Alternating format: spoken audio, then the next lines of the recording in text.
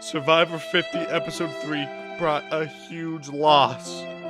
But the season goes on anyways, and so North is back, baby, to analyze the edit of Episode 3, where I will give an Edgic rating to every player remaining in the game and create a contender ranking from least to most likely to win the season based only on how they have been edited so far in the season. I do this every week. This week is no exception. Let's see how I do today. Also, my analytics show that a whole bunch of you guys aren't subscribed. What's the deal? Come on, guys. Please click that subscribe button and the bell to get notified of me analyzing the edit of Survivor every single week. I've put a lot of work into these videos, and we're trying to reach 1,000 subscribers by the end of Survivor 50. So, it'll mean a lot to me. Appreciate it. Also, please, if you know any spoilers about this season at all, please just do not really engage in the comments. I would really appreciate it. I'm trying to remain as unspoiled as possible and keep my audience as unspoiled as possible. So please don't even bring up any sort of things that might influence anyone's opinions based on spoilers. Appreciate it. Now, if you do not know how Edgic works, basically I will explain it to you. Every episode we create an Edgic chart. Looks a little bit like this based on how every player was edited in that episode based on my personal analysis. There is a regimented system on how you create this chart with a little box for every single person. There are 3 different parts to an Edgic rating. The first part is the type of edit the person got. They can be a UTR, which stands for under the radar, which means you didn't see very much of them in the episode. It can be an MOR, which stands for middle of the road, which means you saw content from them, but they weren't super fleshed out as a character. It can be CP, which stands for complex personality, which means they got content and they were pretty fleshed out as a character. Or it can be OTT, which stands for over the top, which means that they were seen over to an umph degree to almost a characterized version of themselves. There's also INV, which stands for invisible, which means they basically weren't in it at all. And then the second part to an Edgic rating is the tone. This is an extra letter that is tacked on to the end of the rating. It can be an N for a negative leaning tone, a P for a positive leaning tone, and M for a mixed tone, which means that there was a bit of both. Or there can be no letter tacked on at all extra to the end of the rating, which is basically just no tone, neutral tone, nothing really pointing in one way or the other. And then finally, the number in an Edgic rating is basically just a visibility scale from 1 to 5 based on how much screen time they got in the episode. 1 meaning they barely got any screen time, 5 meaning they got an absolute ton of screen time. And so, before we hop into the Edgic, let's talk about just my thoughts on the episode in general. Quick overview. Guys, it's so sad. We lost Q. This is devastating. This is so, it's so upsetting. I mean, I'm not that surprised. I did think that Q would have a rough time on this season. I felt like, you know, this was like the Tony and Game Changers. Yeah, I feel like I've used that example a lot recently. But it felt like Q, he's just, people going to come in with these notion that he's chaotic, that he's this big, intense player, and they're not going to want to play with him. But he was doing so well before this episode, and then he just totally gets screwed. It's really disappointing. You know, last week I gave a lot of flowers to Savannah, and I really want to give some flowers to Q. I think that Q is just an absolute spark of energy on this show. Truly one of the best characters of the new era, maybe in the history of the show. I think that he's my favorite player to be on the show in the new era. I mean, that's 10 seasons worth. He's number 1 in my opinion. I know that there are some debate, but Q is just such my guy. I was so thrilled by him on Survivor 46. Prior to the cast announcement, I pretty much thought that Q was probably like the number 1 seed to be on Survivor 50. Like, if anyone was going to be here, Q I thought was top of the list. Because I felt like they're definitely going to have at least some new era players, and Q's probably the most likely new era player to be on there. Even, I mean, there are some people that didn't make on the cast that people thought were shoo-ins, right? But Q, I thought, there's no reason for them not put Q on there. He's always going to be on there. He's great TV. He's so much fun. He's just so like beloved, and he's really just like one of the absolute gems of Survivor that we have had in recent years and really in the history of the show. I'm so happy we got to have a second season of him. And we're going to have a third. I really think he's coming back. I really hope they give him a chance. And, I'll put this out there, okay? If he's like on a captain season or maybe a fans versus favorites, anything with new players or even other players, if you're someone watching, don't vote out Q, okay? Please don't vote him out early. Get him to the jury at least. We all want it, okay? That's our guy. He's just the freaking best, man. Like the way that everyone treats Cirie, that like, oh, I can't vote out Cirie. She's like sacred ground. That's how I feel about Q. Like I could never vote out Q. That is just I don't care how chaotic, how whatever he is. Like I gotta get to the merge with this guy, Then maybe we can start to figure things out. But if I'm pre-merge, no shot I'm voting out Q over pretty much anyone else. I just adore Q. He's so much fun. And I'm sad to see him go. Otherwise, in the episode, I feel like I don't have a whole lot of other general thoughts. I feel like, we get the swap. Big, swap thing. Oh, and I will say about this. This is my feelings on tribe swap, and I've always kind of thought this.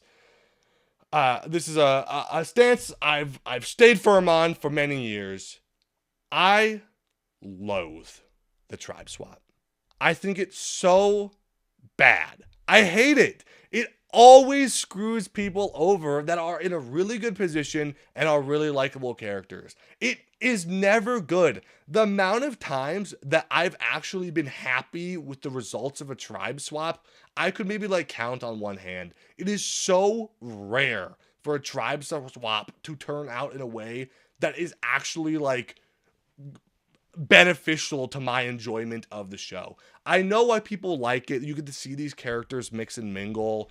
I get it. I think that there are pros, but to me, the negatives almost always, oh my gosh, I'm freaking out. The negatives almost always outweigh the pros to a tribe swap.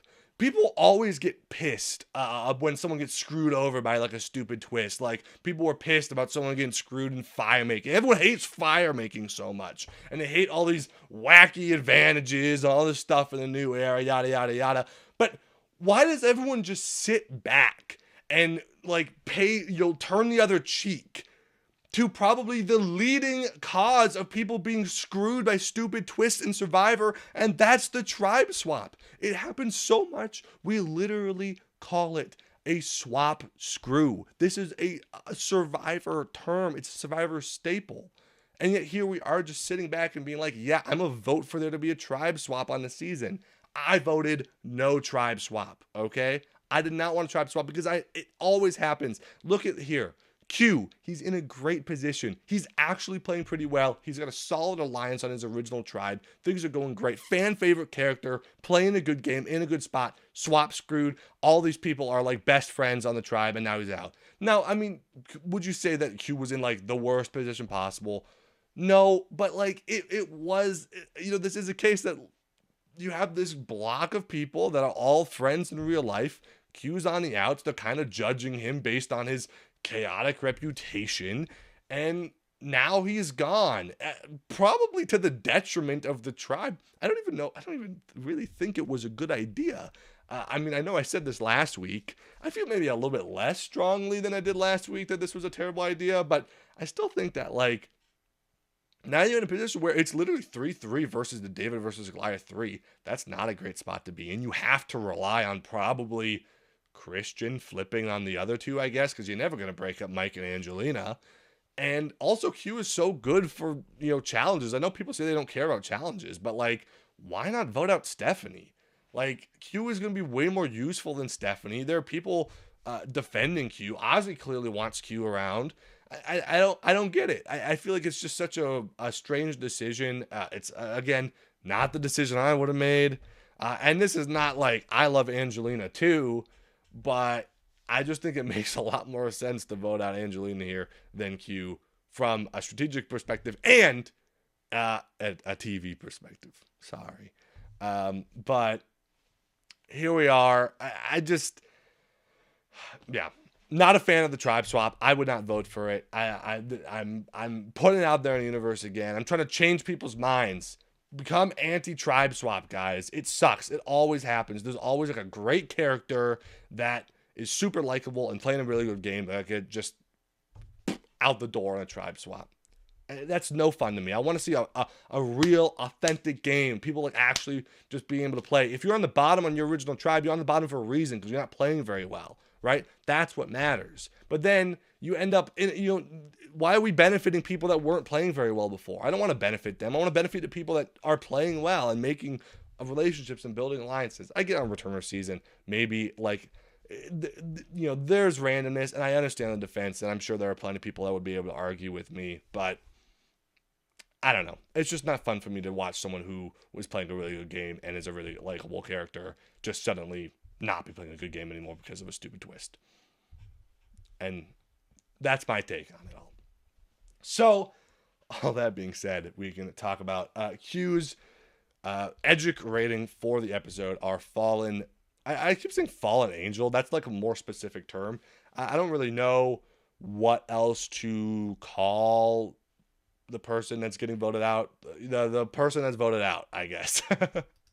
So, yeah, I think that with Q, this was definitely a pretty negative episode. Let's take a look at the confessional chart provided by Just Strategic on Twitter. 5 confessionals, pretty decent amount for Q.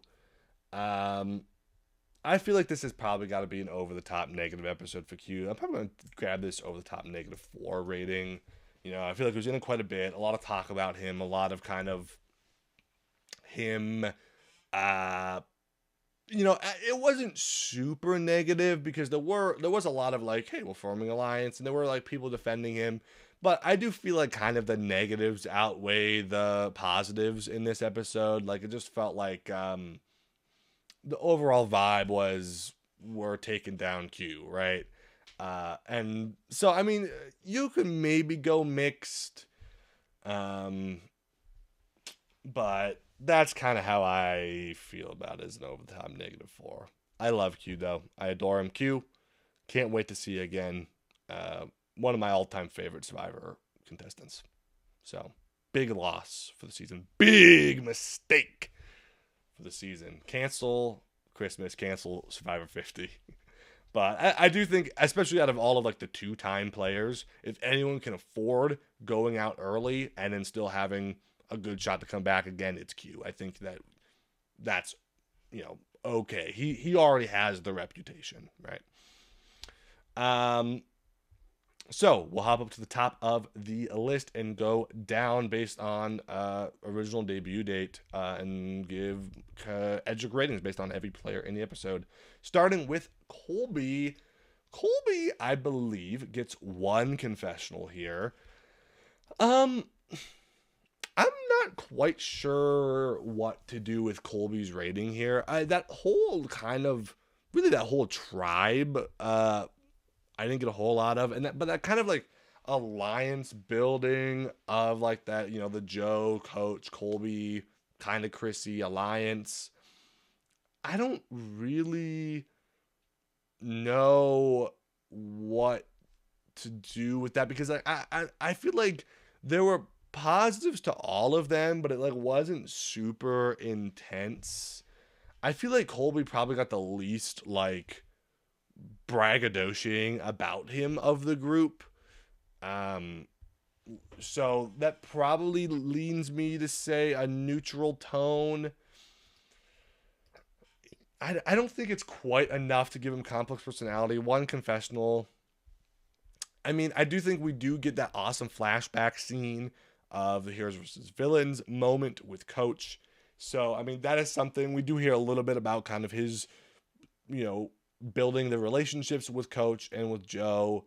We also get a moment I loved when he hits his head in the challenge. That was like kind of a big moment. And also it plays the didgeridoo sounds, which are specifically the sounds from the Australian Outback season.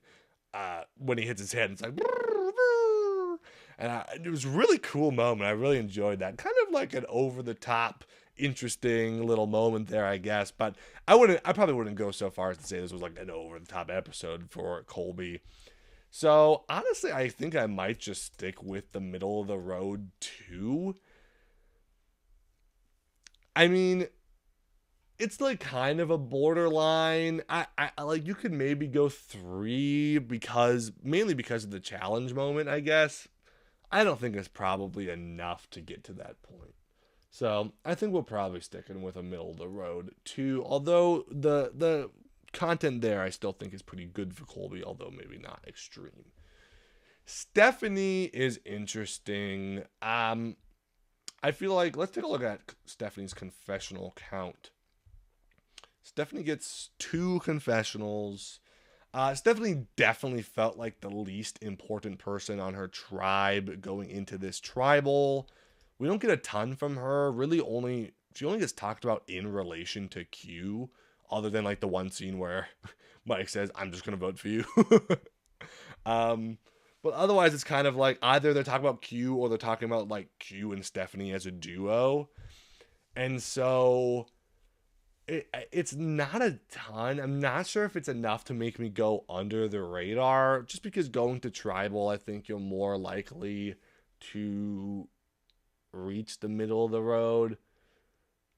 I don't hate an under the radar rating though for this. Honestly, I don't. But 2 confessionals, yeah, I guess we'll go middle of the road.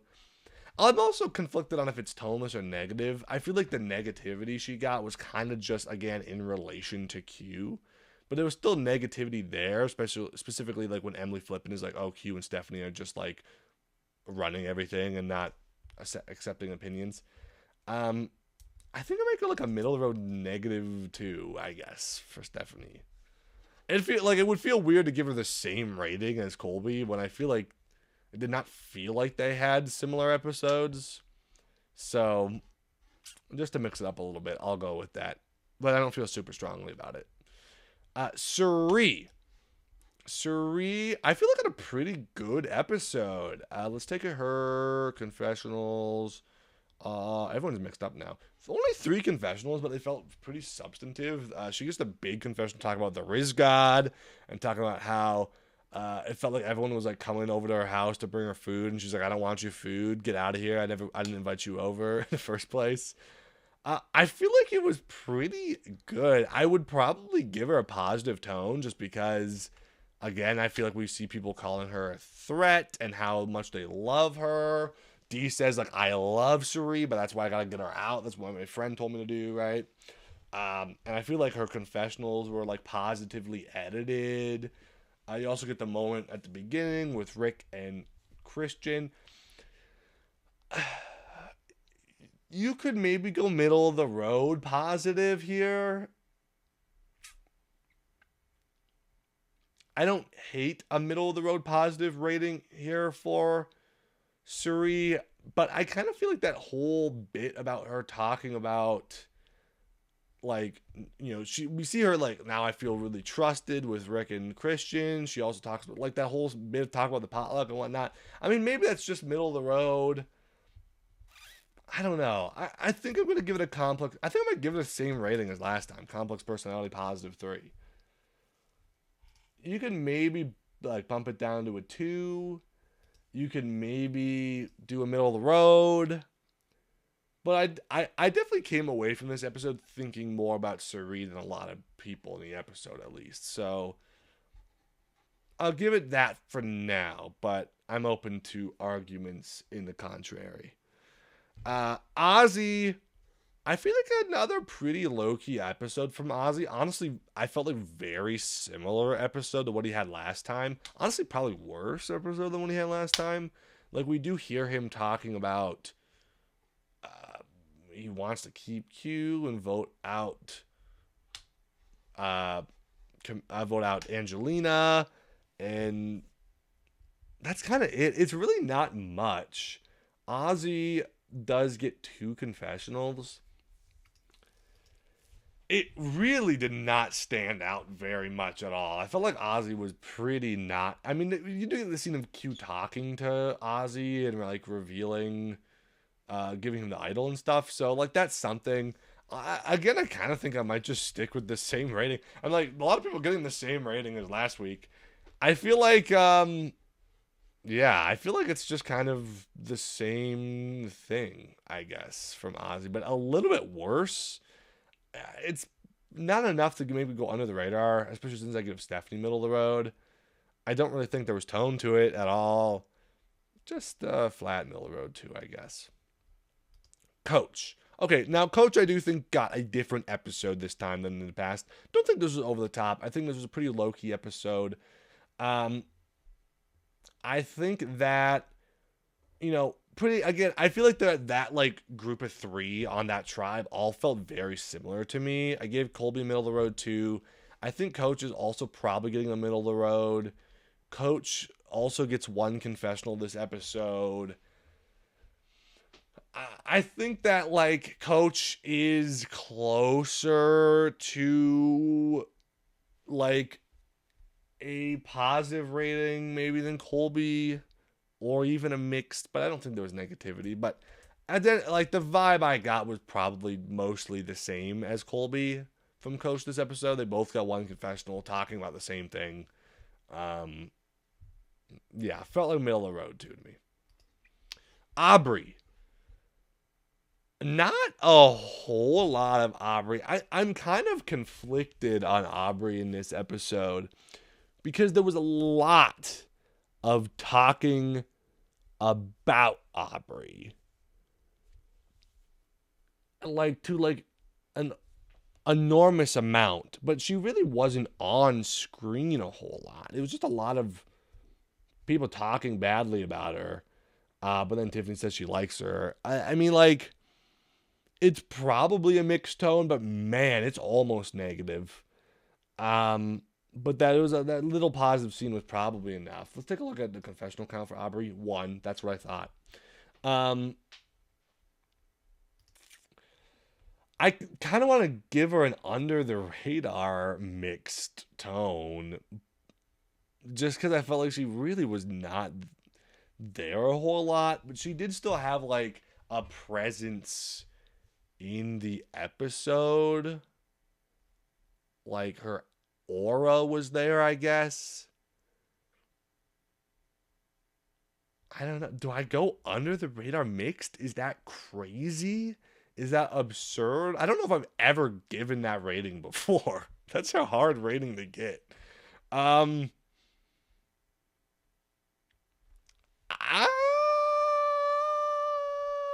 I'll give the middle of the road mixed for now. I think. Yeah, I'll do it.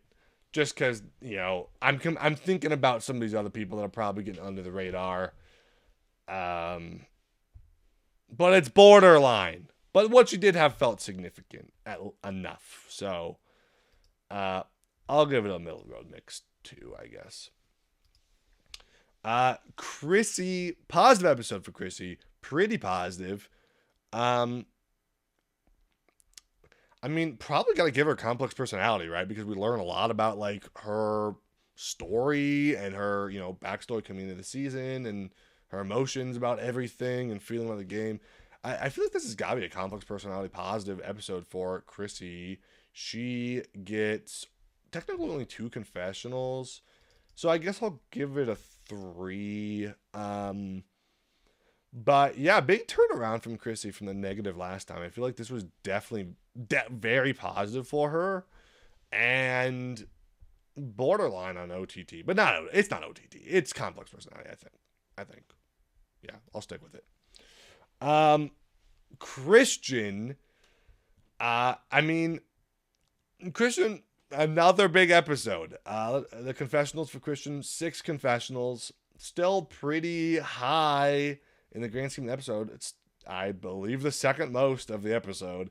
So, I mean, man, Christian, he just gets so much content. It's kind of crazy.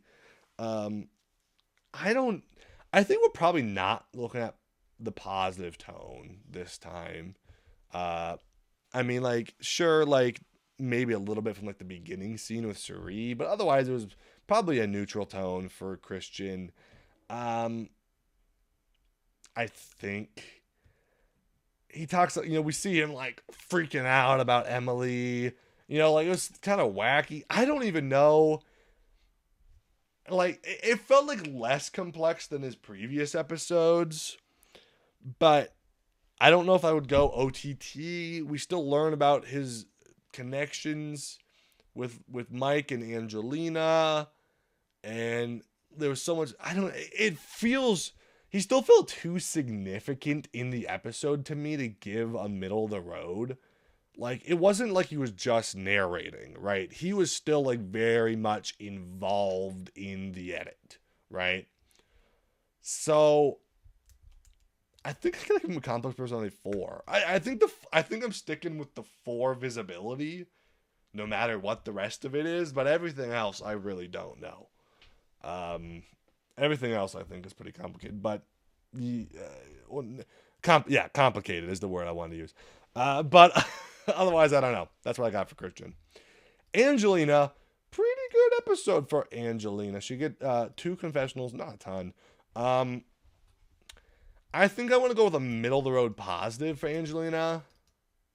Middle of the road positive 3.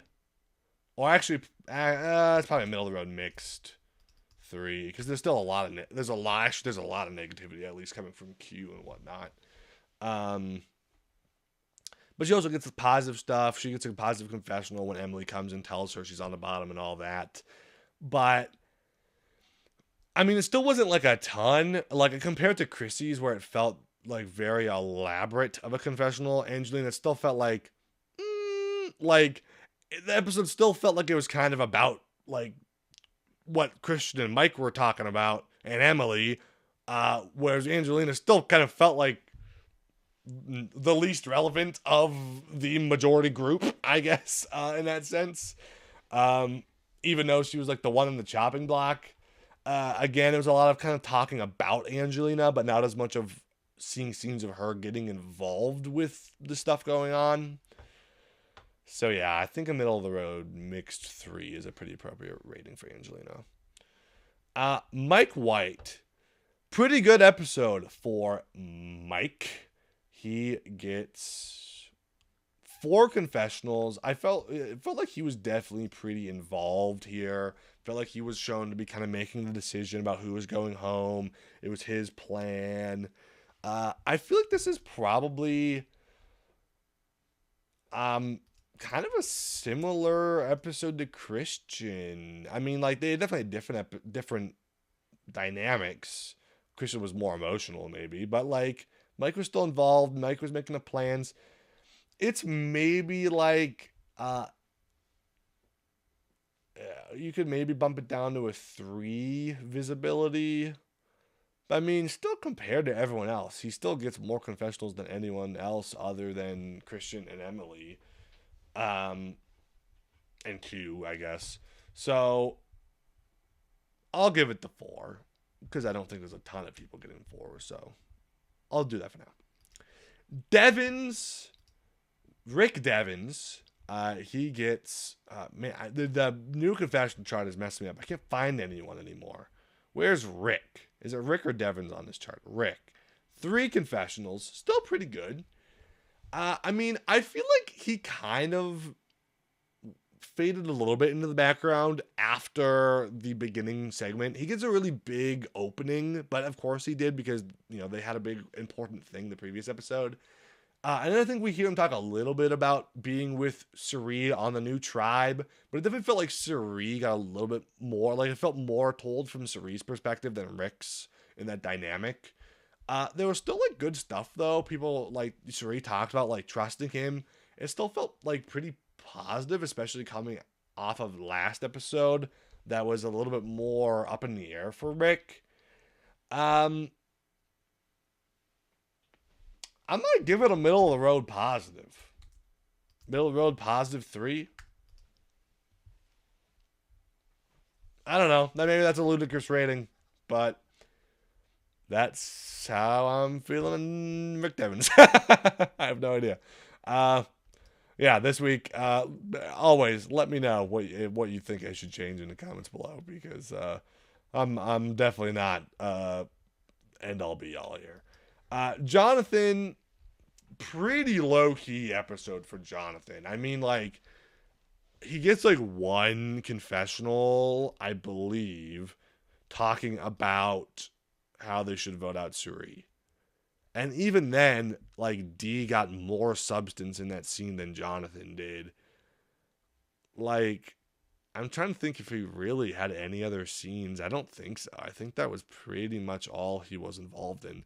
So this definitely feels like just an under the radar episode to me for Jonathan. Was it enough to give it a 1?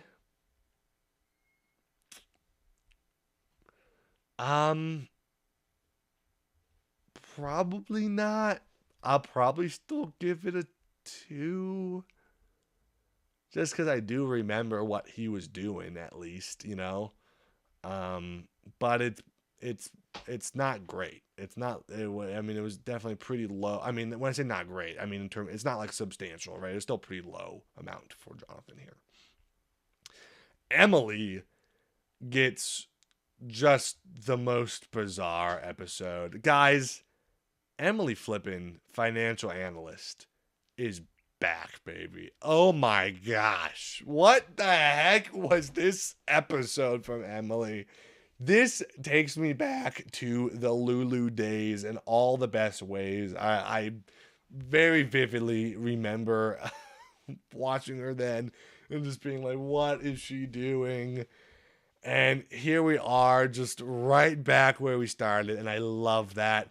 I am very sad that it was at the expense of Q, who is, again, like one of my favorite characters. But in terms of what I love about Emily Flippin, this episode gave it in spades. This was such a fun episode for Emily. However, I feel pretty similarly in the sense that, like, it's borderline complex personality, but man, it was so over the top, and so much of people talking about, like, what is she doing? And Emily, this is crazy. She's like so all over the place. She gets a lot of strategy talk as well. I think it's pretty good. She does get like the final like speech going into tribal where she's like making her decision. I feel like that was pretty good. It's almost there. It's almost like to a mixed tone. It's almost to a complex personality. But man, the vibe of the episode just totally felt like an over the top negative episode for Emily, I think. Like, I don't know, man. It was really in there. I think I gotta go over the top -5, right? I mean, maybe not. I mean, I think you could make, I don't know. The 5, again, I feel pretty good about. The rest of the rating, I don't know. I think there's a good case for it to be complex. There's a good case for it to be mixed tone. But I don't really know where the positive tone is coming from. It just wasn't that negative. But there wasn't like, oh yeah, I still love Emily Flippin though. It was either her being negative or being like, okay, I'll get over it, what she's doing, you know? If anything, it's closer to a neutral tone than it is a mixed tone, I think. I don't know. I'm going to stick with that for now. I'm also going to change Rick Devens to middle of the road 3. Not positive. Just because I feel like I don't want to give out too many tones here, I think. So that's where we're at. D. Oh, by the way, Emily gets 9 confessionals. So, yeah, that 5 rating, pretty justified. D gets one confessional, again, talking about wanting to take Cirie out. It was a little bit more substantive than what Jonathan was doing. Because at least with D, we hear about like how like what you hear about her friend, I forget her name, but and how like what if her friend told her to take out Cirie. I mean, but it still definitely felt like less importance than what we got from the other people that have gotten middle of the road ratings this episode. Like, did D have a similar episode to Colby or Coach? Like, I don't think so. I'm not sure if it's enough to give the under the radar. It did feel like more substance than Jonathan. So I'll give the middle of the road to. But if people tell me it should be under the radar, then I think I'll change it. It's close. It's close. Oh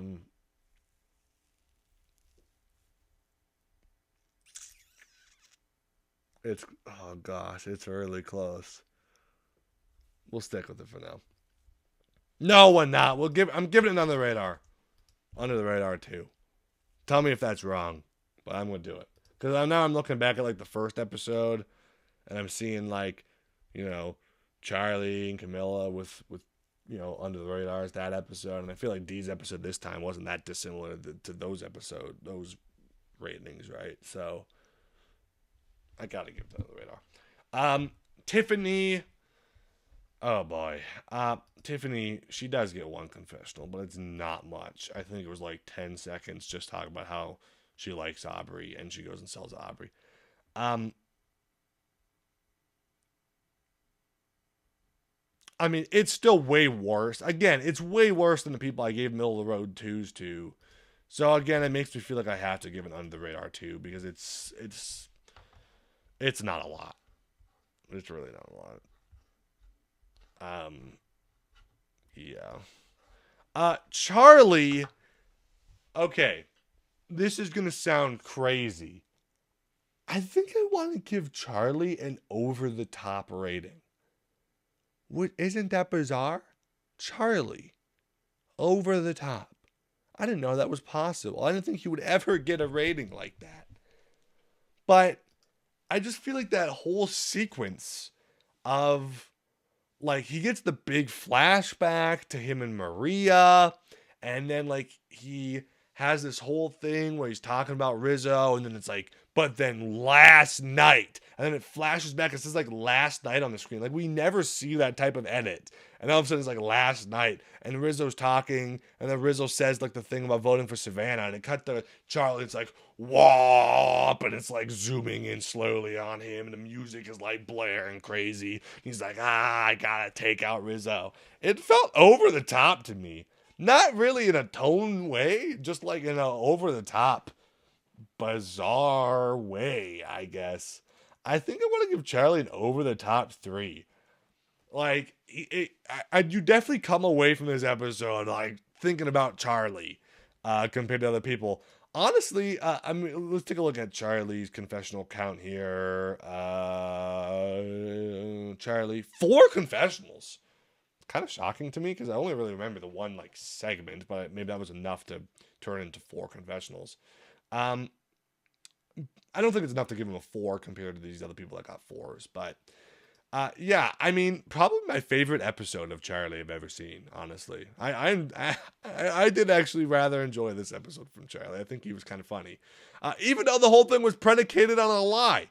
Sophie wasn't even Rizzo's number 1. It was Savannah. Savannah was his bestie, and he voted for his bestie. Like, that was true.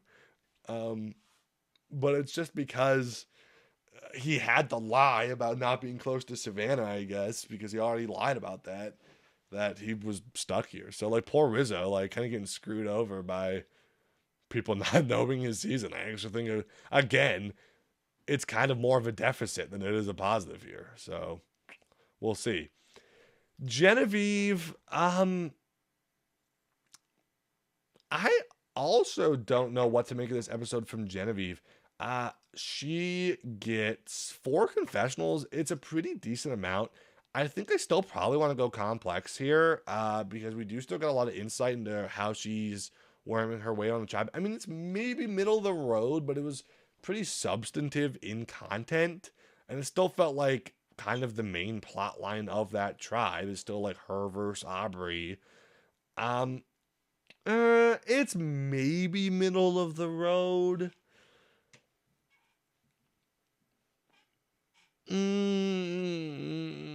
It's close. It's close. And the tone, I also don't know what to make of, because, I mean, Aubry definitely throws her some negative tone. There was definitely kind of some bad vibes going on for Genevieve, I feel like, in this episode, but it wasn't like extreme. And I still feel like there was still a lot of her like building relationships and people wanting to work with her. Honestly, I think I might give her a complex personality mixed 3, I guess. It's like close. It's kind of a tough rating to give, I guess. I don't know. I'm curious on people's thoughts. It could be a middle of the road, maybe, but that's how I'm feeling. Kamilla, the only thing I remember from Kamilla this episode is her saying that she didn't want to, what was it? It was like she didn't want to end up on the beach with no flint, but then they had flint and they had fire and it was fine and it was great.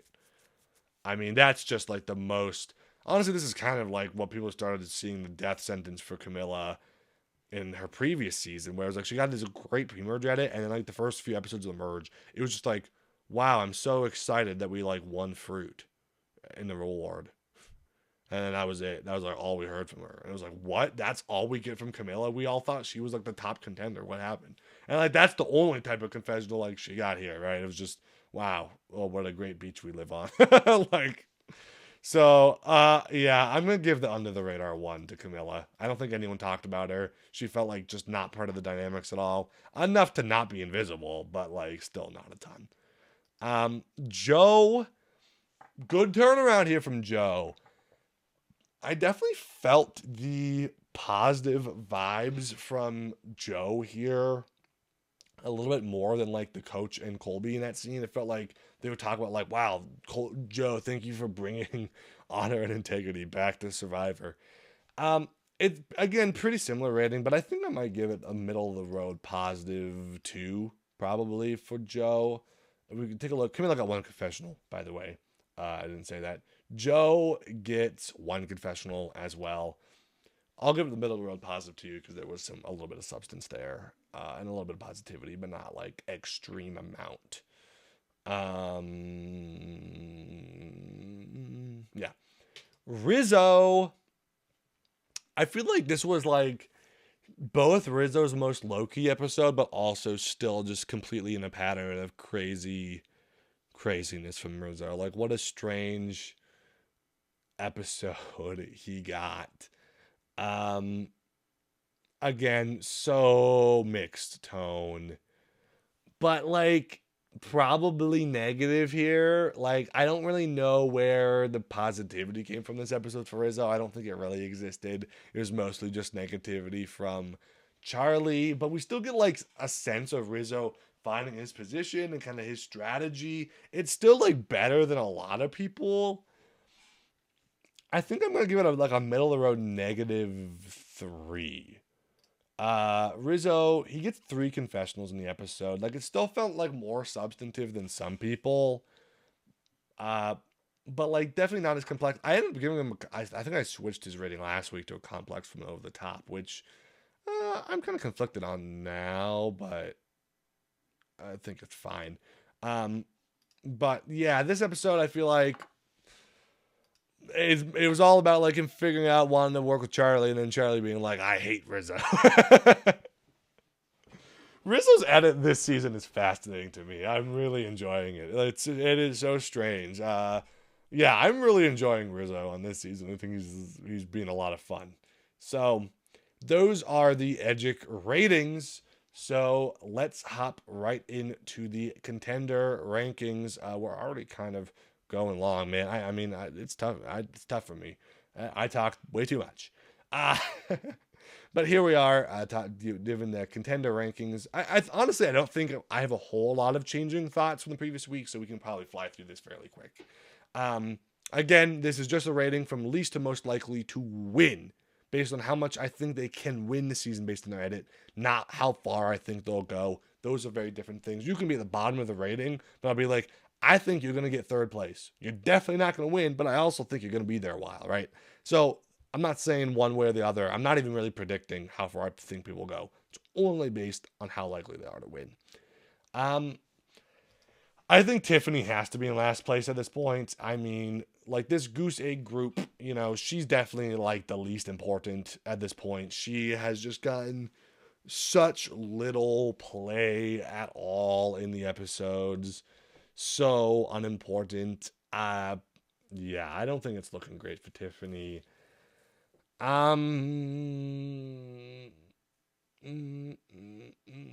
Angelina's probably next. I mean, yeah, I don't want to move her too up too much because I still feel like things aren't great for her. I guess you could argue she's getting shielded from negativity, but she's not really. She's still getting the negativity. She just isn't talking about it. Maybe she's being shielded from like being oblivious, but like, I mean, this is not the edit we expected from Angelina Keeley, right? So it's still bad. Kamilla's going to be next. I still think, again, Goose Egg in episode 2, not good. No one got Goose Egged this week, thank goodness. So that doesn't change things too much. But yeah, I mean, Kamilla, she's pretty irrelevant. I put above Angelina just because it's more so the edit I would have expected from Kamilla than Angelina. So it's a little bit more predictable, but it's still very bad. I think I probably got to leave Chrissy next. I mean, I do think she's on the rebound. I actually think Chrissy might have more longevity at this point. I feel like she's kind of all right on her tribe right now. She might be here for a while, but I still think that Goose Egg is pretty bad. The negativity's pretty bad. I could see a world where you want to move her up a little bit more, but it's still not great at it. I guess Charlie is next, just because his edit has really not been that great so far. I don't want to move Charlie up too much. He doesn't have the Goose Egg, but he's in the category. Stephenie, she's getting bumped all the way down to 15. I want to put Stephenie above Charlie just because I think that she had a better premiere than Charlie, which is enough to maybe keep her above, because Charlie's premiere was really bad, right? You're second from the bottom.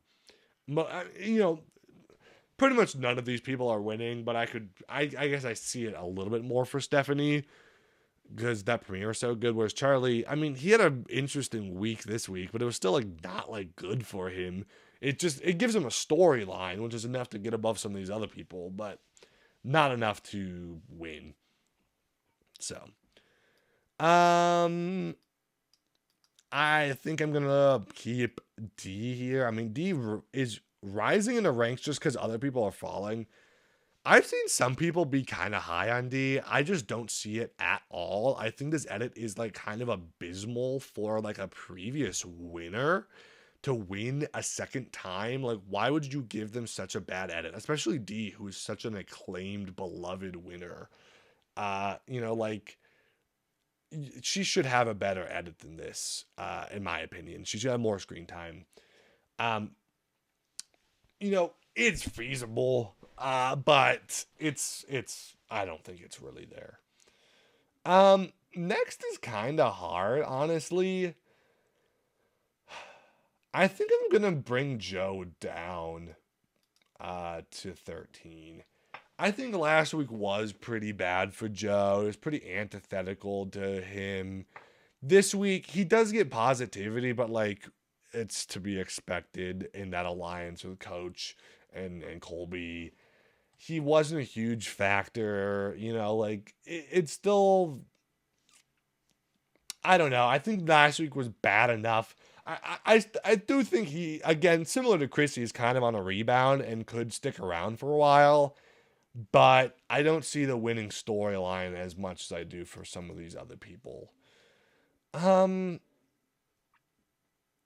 this is basically the group right now that are all on life support. I think Joe is on life support, but he could maybe win. Everyone below Joe, I think, is not winning, in my opinion. Uh, Everyone above Joe, I think, can win. Um, I, I, oh gosh. Um, do I leave Mike next? I don't know. I think I gotta just. I think when in doubt, just keep it the same, pretty much. I mean, Mike, listen, he did have a better week, right? He raises a few spots, but I still think that he's still Mike White.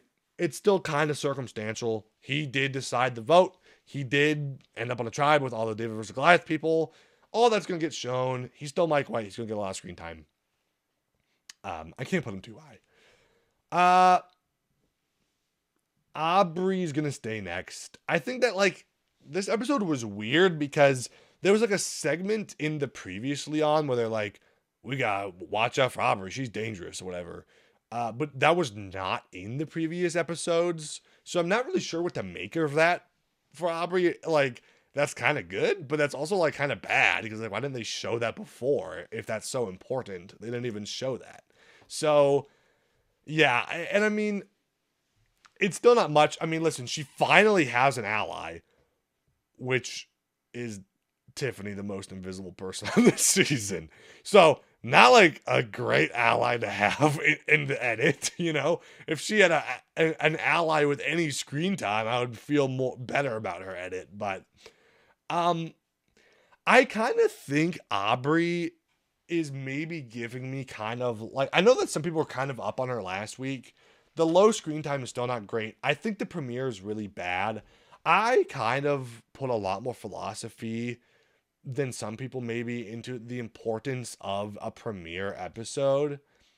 I really think that typically you can kind of like a lot of these people that like are really into Edgic, you can kind of peg the winner decently well off of the premiere, right? Like, I mean, even some of these recent winners that have like quote unquote bad premieres or worse premieres, like Kyle, right? Kyle was always kind of not number one on a lot of people's list, kind of mostly because his premiere really wasn't that great and his pre-merge wasn't that great, but his premiere still wasn't bad. And he was still number 6 on my list coming off of the premiere, and that's a bad premiere for winner, and he was still top 6, right? And 2 of the people that were above him got voted out pre-merge, so that puts him up to top 4 technically pretty quickly, right? So same with like Rachel. Rachel's pre-merge was really bad, but her premiere was pretty good, right? People were high on her after the premiere, but then like, ooh, premiere's not so good. So I put a lot of stock into that premiere. I think premieres are really important, especially on a big season like this. I think the premiere is important. Aubry's premiere was just so bad. I think that Aubry might be getting kind of like the Emily Flippin edit, like the journey edit, the growth edit. This is something that people really talk about in the new era. Emily, baby Andy, something like that, was like this kind of big journey edit. Although her edit's not nearly as big or as important as those people were, I could see it flourishing to that type of edit of like growing from one place to another. But in terms of winner, I still really am not a fan of the way her edit is going right now. She should have more importance. I do think it's viable, but the drawbacks are just so strong. I can't put her higher than it is now. If she gets better content in the future, she can move up. But I still think that, third from the bottom coming off of the premiere is really bad, right? And maybe I was just wrong about that, but I know I'm not like the only one that has those drawbacks for Aubry. So I'm going to leave Cirie next as well. I think Cirie, again, is pretty similar to Mike White. She's going to get content. It's going to be positive. She's going to get good stuff. I don't think it's enough to make me think Cirie's going to win. I kind of think the fact that we didn't know that Cirie was in this 4-person alliance with Christian, Emily, and Rick prior to this week is kind of bad for her because, why was that not established before? It's not horrible. She did still have established relationships. Maybe her alliance with Ozzy is just more important, or they want to focus on that more. Who knows? But I do think Cirie is kind of in danger right now. And again, I don't think it's enough of an edit to make me think that Cirie Fields is going to win the season. Kind of similar to D. I mean, her edit's way better than D. But I still feel like if Cirie wins, I would think it's better than it is, But who knows? Next is tough. I think Rizo's going to fall down to number 9.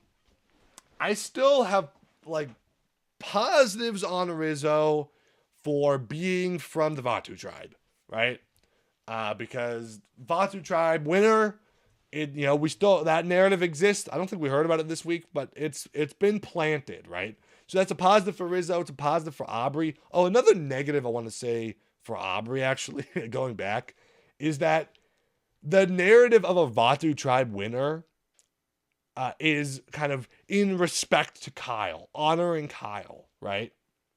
Now we've lost Q, who was one of the voices of that. But the problem with Aubry is that Aubry was not connected to Kyle at all in the edit.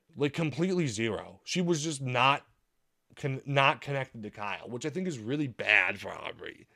And we know from Kyle's exit press, he talked about, he had an alliance with Aubry. He had an alliance with Aubry and Angelina. That was one of his trios that he made. He had a whole bunch of trios. He had one with Rizo and Genevieve, one was Q and Genevieve with Colby, whoever. If Aubry wins the season, show the alliance of Aubry and Kyle. That's the important alliance. Because that tribe doesn't even go to tribal. This other stuff is not as important as the one alliance that the winner of the season has. You know what I mean? So that's a big negative for Aubry. Rizo, also, I don't think we're super connected to Kyle. I don't know if we got to see them talk a whole lot. I know that, they had the fashion show together. But it felt a little bit more. Rizo still, has a lot of good content in other ways. This week was kind of negative, but it could be just manufactured danger for him. It's enough to make me drop him down just because I kind of find it hard to see Rizo winning.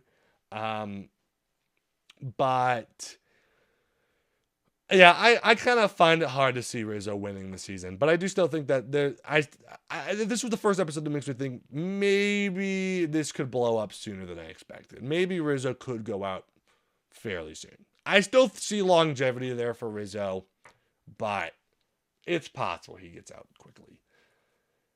Jonathan's probably going to be at 8.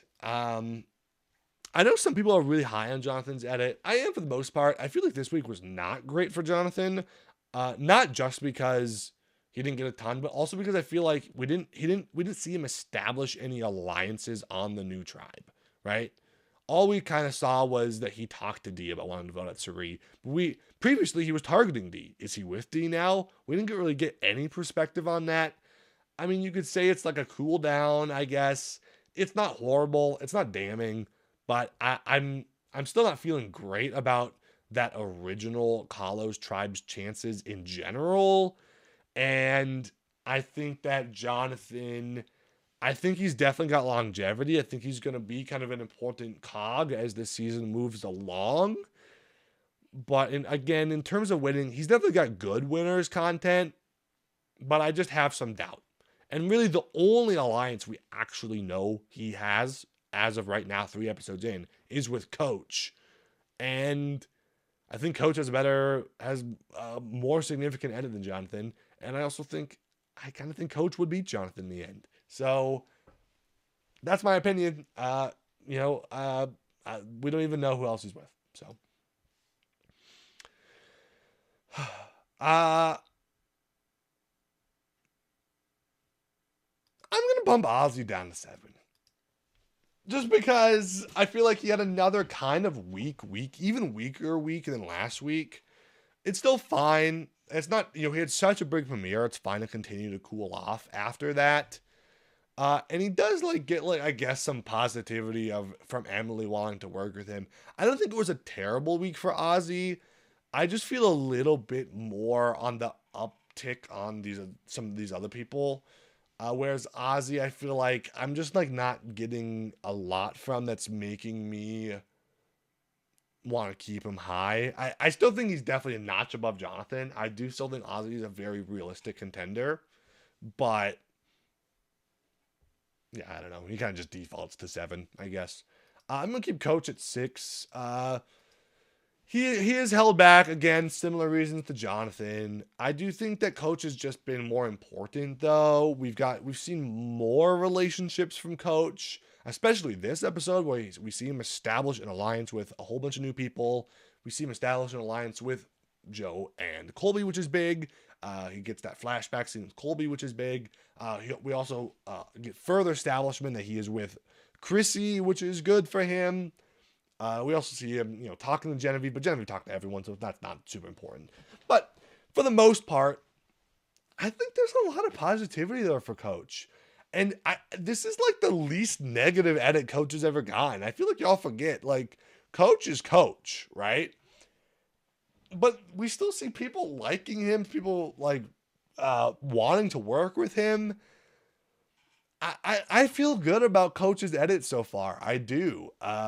Also, a little shout out. I did get to meet Coach this past week at a watch party, which was super fun. Picture on screen, maybe. But so that was super cool. I got to see him in the flesh. He played the trumpet a little bit with Ben Katzman. That was super fun. But yeah, I don't know.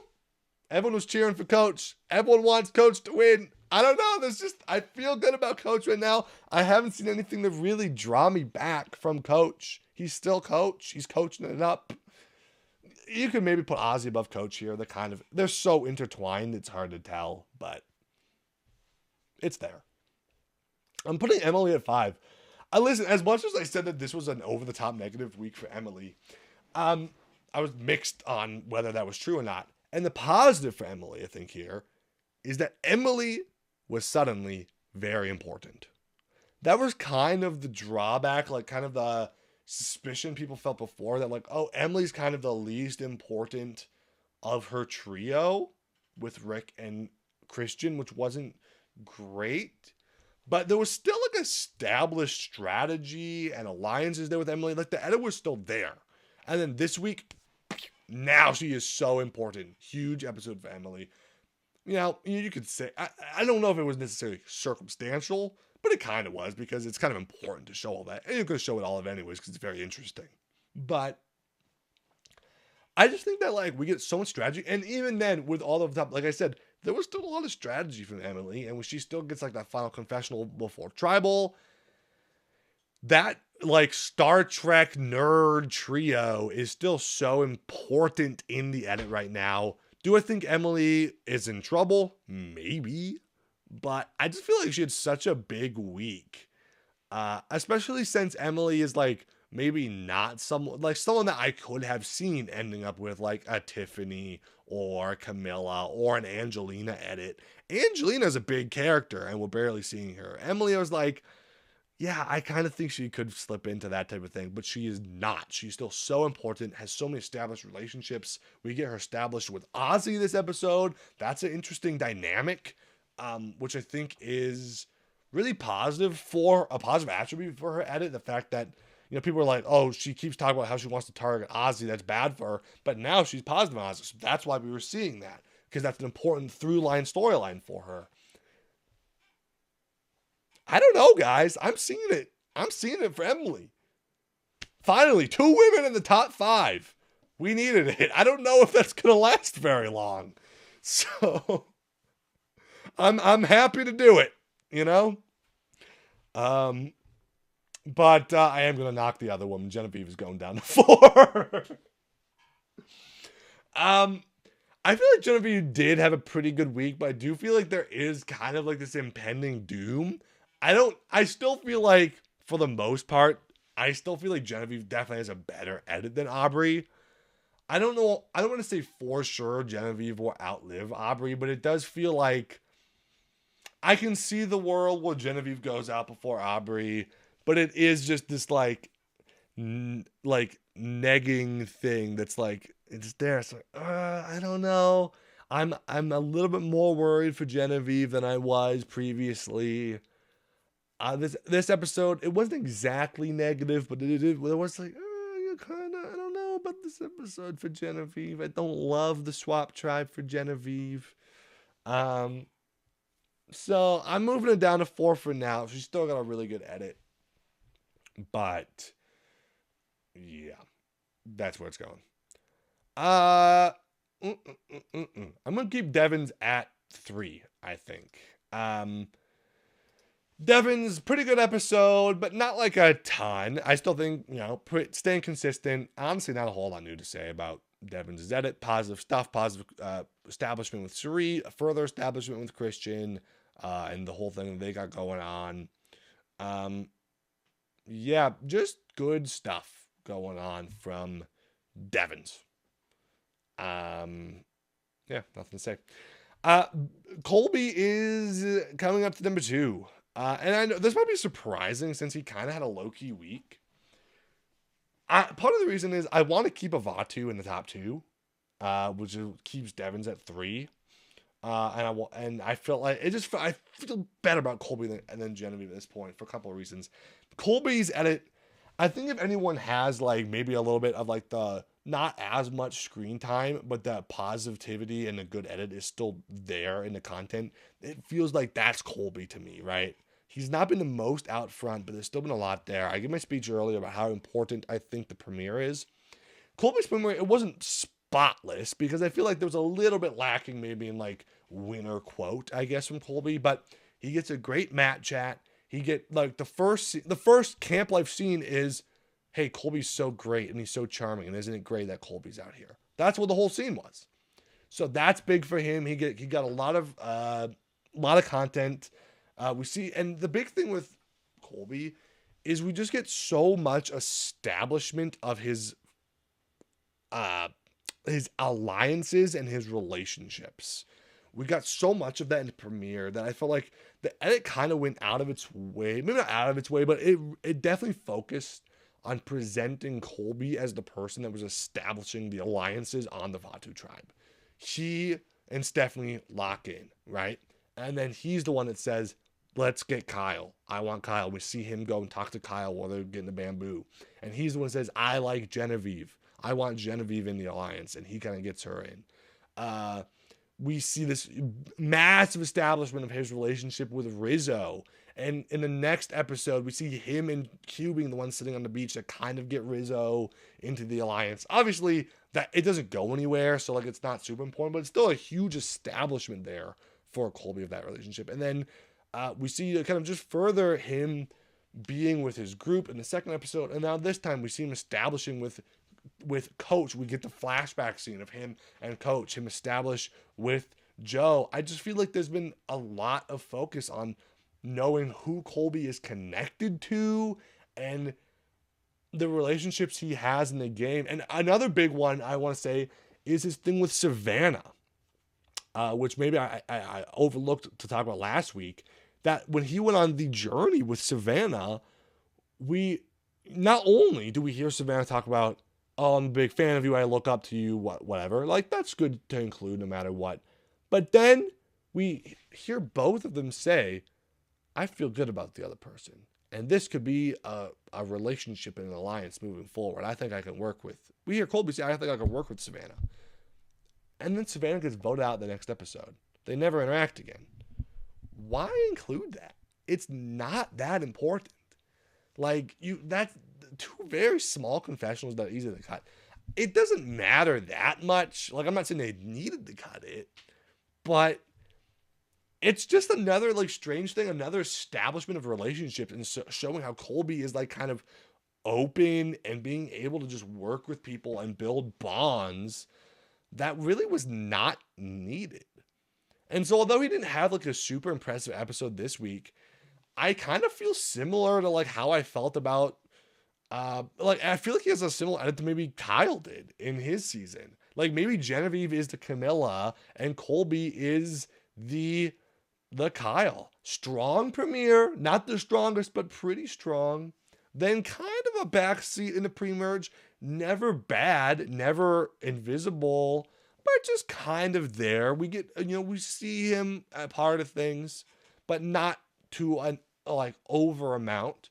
And then I can see the world where at the merge he starts coming back and having a really big edit and going all the way to the end. I don't know. I just see a lot there with Colby. I think if anyone's not getting this over the top, obvious winners edit, Colby's the one that feels like the person that would be having that to me. So maybe number 2 is crazy, but yeah, I see it. I see it for Colby. But I have to leave Christian at number 1. Christian's edit is just so good and so immense. It's hard to not keep him at number 1. I kind of think that Christian's going to stay at number 1 until either he has like just this massive like negative drop off or he gets voted out. Or someone else like gets a really, really, really, really good at it that they have to be above him. But at this point, Christian is just so clearly established as like the main character of the season by so many degrees. Yes, he is overexposed, which it gives me a bit of pause, like way overexposed. But I mean, he's even more overexposed than Tony was, right? Previously. But I think like, with Tony, like he wasn't going to tribal all that much at the beginning. Whereas Christian has gone to all 3 tribals so far. So he's going to get a lot of content. And Christian hasn't really been that important in these votes, right? But he's still gotten so much play and so much screen time in all 3 times. I mean, the only time that he really made the decision, I guess, was probably like he was the one that maybe wanted Jenna out. I mean, I guess we even heard Emily say that Christian wanted Savannah out, right? I think that's the case. But the point is, like, it doesn't feel like it's not like necessary to show him this much, but they're still like showing him so much. He gets so much unneeded content. It's hard to not leave Christian at number 1, I think.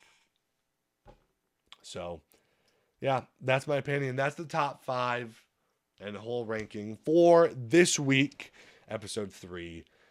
To wrap things all up, I'll just give a little bit of predictions for next week, based on what's going on with the edit so far. I mean, it's kind of, it's kind of tough to think of predictions for next week. Again, I feel like this was a bad move to vote out Q, and I think the Vatu tribe's going to lose again. I think they're going back to tribal, the new pink tribe. I just think that there is, we can go back over here so you can see who's on which tribe. I just think it's really not looking good for them. It's tough to imagine them winning challenge, especially if it is 2 boots, which, I mean, it's possible. I don't know for sure. But it really feels to me like Vatu's going back to tribal.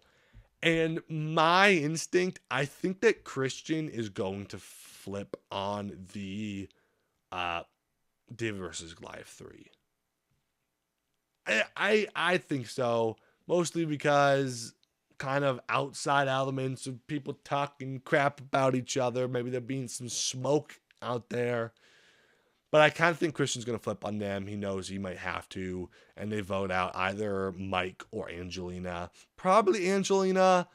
But I still think that like Angelina still hasn't got a ton of screen time. Maybe if Angelina gets the big visibility bump next time, then then it would make sense. But I also think it could be Stephenie. It could be an easy Stephenie boot. I mean, she's gotten more screen time than like Angelina has.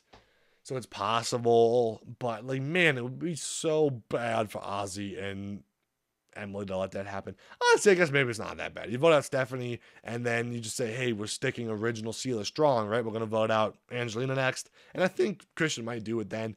So I guess it's not the end of the world, honestly. I mean, maybe it could just be an easy Stephenie boot. I wouldn't be that surprised. But I kind of think Ozzy and Emily are weirdly safe at this point.